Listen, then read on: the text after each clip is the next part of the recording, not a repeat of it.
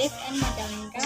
My hobby is watching TV because watching TV is fun for me when my phone is out of battery and minutes.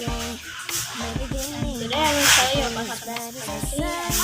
And since you know spaghetti is same as like making a noodle, but spaghetti noodles and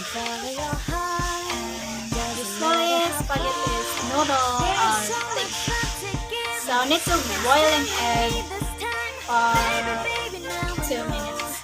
2 minutes.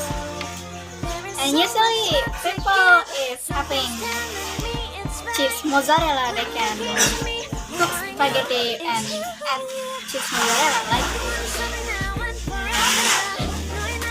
Okay, to be honest, I actually love cheese mozzarella spaghetti. And my father thought that I'm eating the glue. Eating the glue, but it's actually not glue, but it's cheese mozzarella.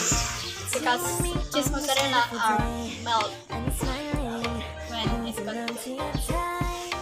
And usually, other than cheese mozzarella, spaghetti can also eat with meatball. Meatball, tomato, vegetables, and then with fried egg. Okay, that's all for talking about spaghetti.